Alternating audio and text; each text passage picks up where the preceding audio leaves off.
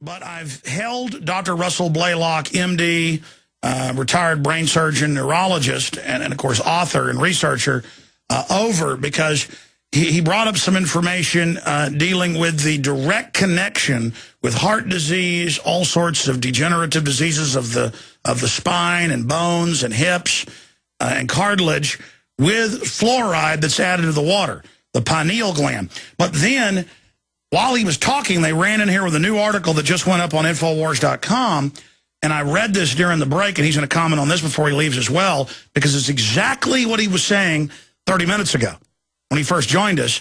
AMA, American Medical Journal, that's the big one. Make participation in vaccine trials mandatory. And it's got the link. I didn't just believe Paul Watson's headline. I went and, he's one of our great writers, but I went and clicked on it. It's titled, "Should participation in vaccine clinical trials be mandated?" We're talking about the AIDS vaccine, all of it. And they say in here, the public does not trust them anymore, and so let's just make them take it. Well, yeah, because we've gone from 1 in 25,000 with autism to 1 in 68, because neurological disorders are off the charts, and you've got direct graphs of whoever takes the most vaccines in the country has the highest rates of all these problems.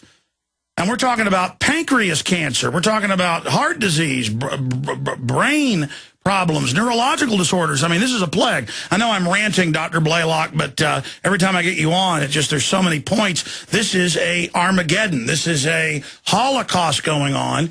And as you said during the break we were talking, they are scared to death. This validates, let's cover this first and then briefly get into the fluoride and heart disease situation. But, I mean, this is a big deal. This is exactly what you were just saying. Yeah, it's terrifying, and the public should be terrified, because this is sort of a national socialist idea that Hitler ran his regime under, is that people are cattle. We're the elite, we're the intelligent, and you just have to do what we tell you and trust us.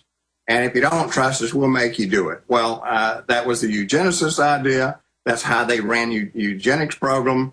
And now, historically, we look back and we say, well, thousands of people were ruined, and we were wrong. Well, that's why you don't give elitists that much power. And these people are saying, well, parents are stupid, doctors that disagree are stupid, the researchers that disagree are stupid, and we just have to make them do it against their will. We'll take their children away, and we'll give them 9 vaccines. And, 10 years from now, when all of this is proven, they'll say, well, we just didn't know at the time.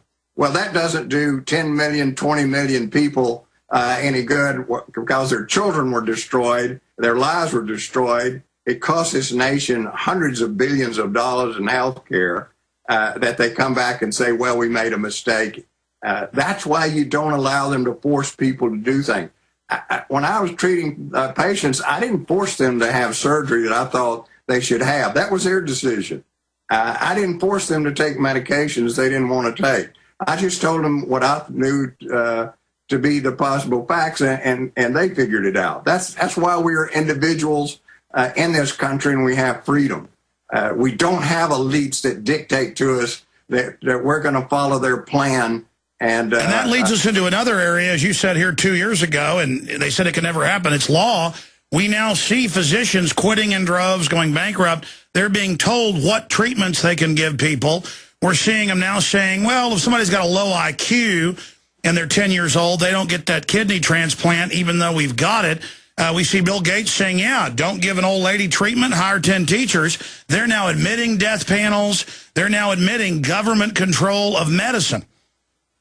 Well, when I analyzed the Obama health care bill when it first came out, I told people every bit of this.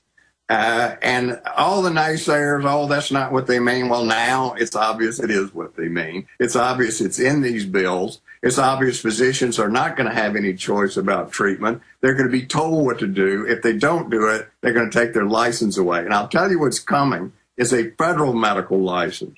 So they're going to take it away from states. You will get a federal medical license. If you don't do what they say, you cannot practice anywhere in the United States.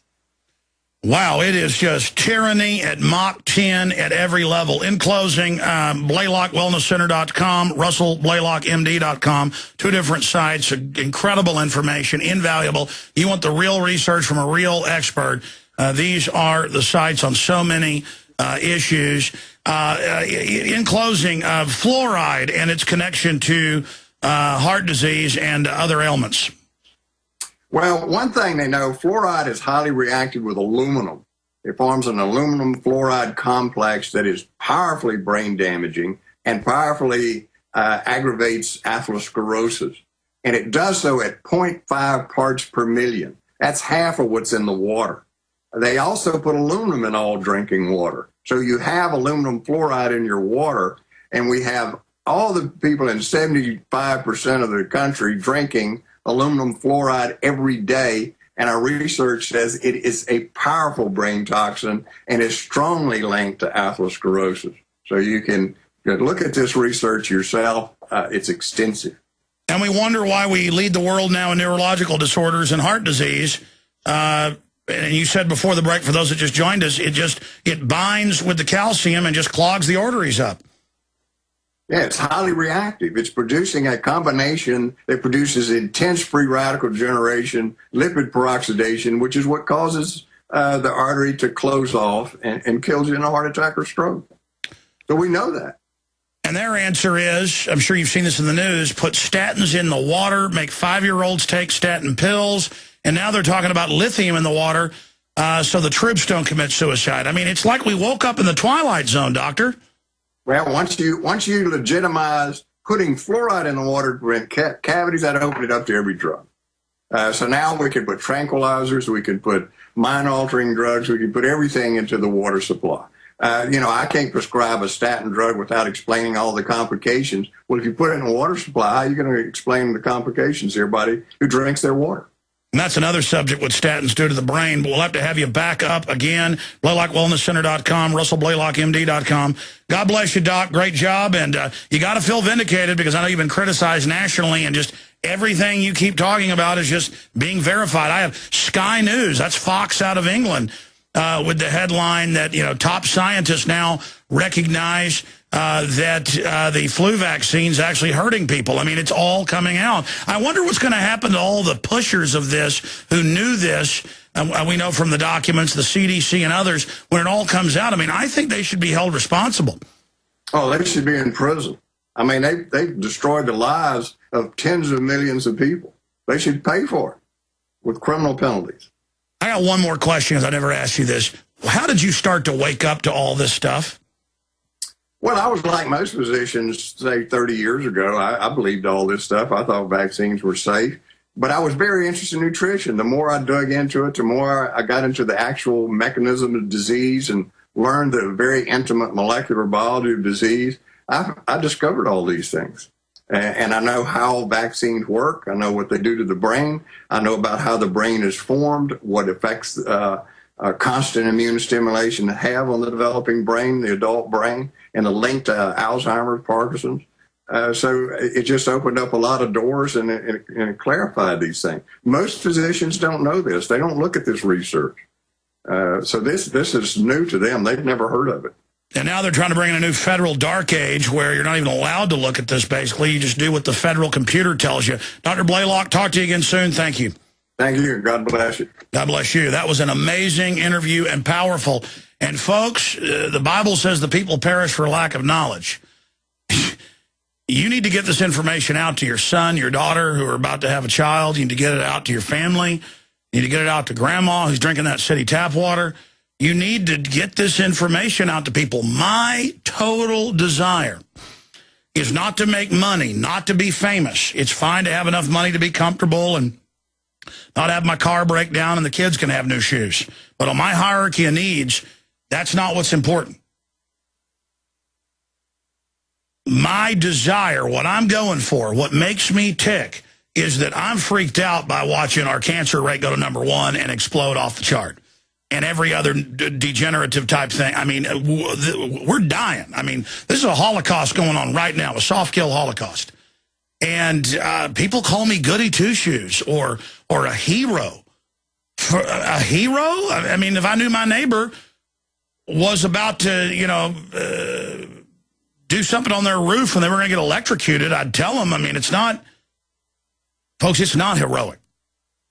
It's normal human instinct when you're watching all this horrible, it's normal if you see a little kid who gets out the back door or whatever because mom's asleep, they're about to walk out in front of a train to run up and grab them. That's not heroic. That's not special. Well, Dr. Blaylock says he's a good guy, but only because he'll go up against the pressure and being demonized. But, I mean, I wouldn't say he's a hero. I don't think he would say he's a hero. And the reason I point out that we're not heroes is it's not extraordinary to be informed. It shouldn't be. It's not extraordinary to reach out to people and warn them. It's not extraordinary to learn about science. It's interesting. People are like, oh, that's boring. The public school system makes it boring on purpose. This is on record. So you don't get the bug of creativity and inquisitiveness. It's addicting to become knowledgeable about world systems. It's addicting warning people. And then you learn you have power. You learn that the only thing that evil men and tyrants need to flourish is that good men and women do nothing. Okay, I promise. We're going right to your calls. Bam, bam, bam. On the other side, then big news blitz coming up today. Everything we said came true. Everything we've done's been right.